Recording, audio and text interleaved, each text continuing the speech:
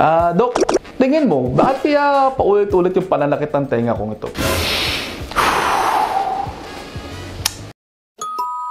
Isang dahilan kung bakit nagpupunta sa klinika namin ng mga pasyente ay ang pakiramdam ng pananakit ng mga katawan nila. Sakit ng ulo, sakit ng bewang, sakit ng tiyan, sakit ng kasukasuan, pati na rin pananakit ng tenga. Usually, nagtataka sila kung bakit sumasakit ang tenga nila kahit sa tingin nila ay normal naman ang mga ginagawa nila. Naririto ang ilang mga dahilan kung bakit sumasakit ang tenga ng mga tao.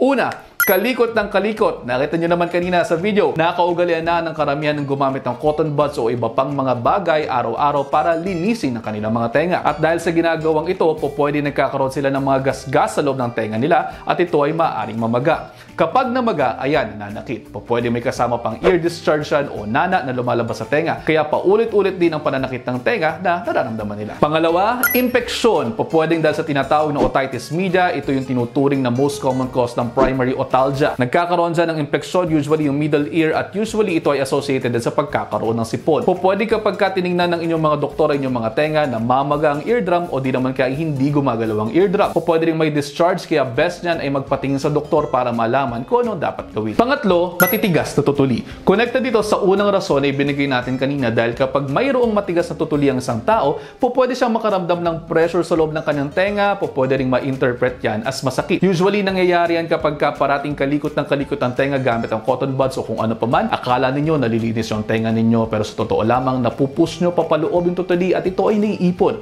Kapag ipong-ipon na yan, ayan, pwede na kayong makaramdam ng parang puno yung tenga, tapos mananakit na yan at kapag namaga. Pwede rin napapansin ng mga kausap nyo na hindi kayo masyadong nakikinig o tumataas ang boses ninyo kapag nagsasalita kayo. Baka mag-away pa kayo niyan, kaya kapag kaganyan na pakiramdam, magpunta na agad sa doktor para masilip.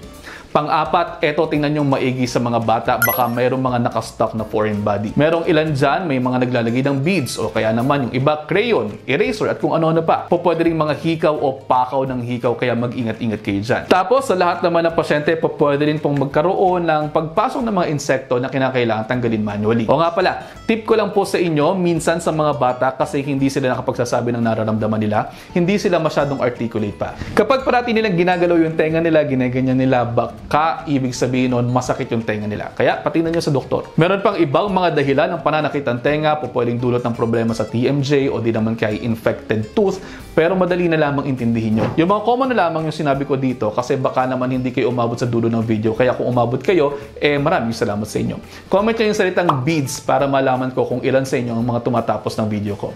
At ayun, paalaala lamang po ito, kung may need kayo ng konsulta sa tenga, pwedeng pumunta sa inyong ENT o sa inyong mga family physicians. Yun lamang, ingat!